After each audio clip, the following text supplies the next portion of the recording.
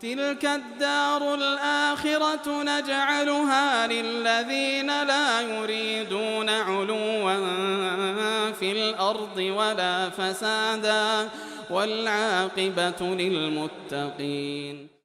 Jadi ada beberapa pertanyaan dari Pak Ardi yang saya pahami berdomisili di Pinrang, Sulawesi Selatan, berdomisili di Parepare, Sulawesi Selatan, cuman asal kampung beliau di Pinrang.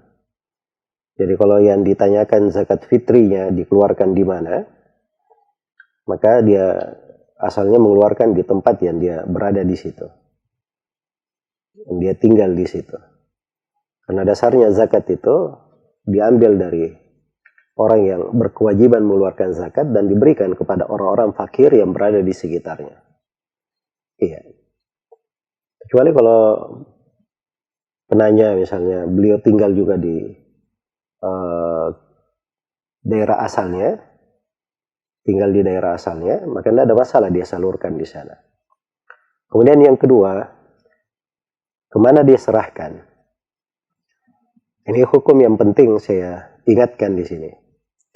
Jadi kalau pemerintah meminta agar zakat diserahkan kepada mereka, maka kita wajib menyerahkannya kepada pemerintah. Tapi di Indonesia ini dimaklumi pemerintah tidak mewajibkan ya, untuk hal tersebut. Pemerintah hanya merekomendasi lembaga-lembaga yang diberikan zakat itu zakat harta maupun zakat yang lainnya. Adapun panitia zakat fitri yang berada di masjid-masjid itu bentukan pribadi namanya. Bentukan dari orang-orang yang mengelola masjid secara pribadi, itu bukan pemerintah. Iya. Dari sudut hukum fikih tidak disebut sebagai amil zakat, tidak disebut.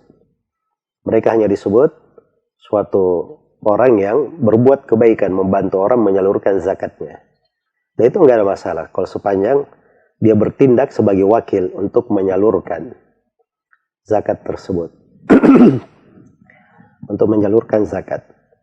Bahkan tidak ada masalah dia berikan kalau memang dia percaya bisa menyalurkannya.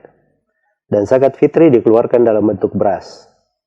Tidak boleh diuangkan, beras yang biasa dia makan. Iya. Dan zakat fitri itu hanya diberikan kepada fakir miskin saja. Tidak ada penyaluran lain untuk zakat fitri kecuali untuk fakir dan miskin saja. Dan itu pendapat mayoritas ulama. Berdasarkan hadis Ibnu Abbas riwayat Abu Daud, wa tu'matan lil masakin, sebagai makanan untuk orang-orang miskin. Ya, fakir itu lebih mengenaskan atau lebih perlu daripada miskin. Jadi kalau miskin disebut, fakir pasti masuk di dalamnya. Fakir pasti masuk di dalamnya. Baik, saya sekarang mengeluarkan zakat fitri. Tapi saya juga miskin. Apakah saya boleh diberi zakat fitri? Jawabannya boleh, nggak ada masalah. Iya. Jadi terkait dengan kewajiban dia itu lain, terkait dengan hak dia itu perkara yang berbeda. Jadi kewajibannya misalnya mengeluarkan zakat. Saya di rumah saya di malam Idul Fitri, saya punya kelebihan makanan. Makanan pokok saya untuk anak-anak dan keluarga saya misalnya. Dalam sehari cuma 2 liter beras. Saya punya beras di rumah 20 liter. Maka itu kadar lebih. Nah, lebih ini saya punya kewajiban untuk mengeluarkannya. Iya. Walaupun saya misalnya di sudut lain saya juga kekurangan, masuk di dalam golongan orang miskin misalnya. Iya. Tetapi untuk kewajiban zakat begitu aturannya. Dan terkait dengan keberhakan menerima dilihat pada kondisinya.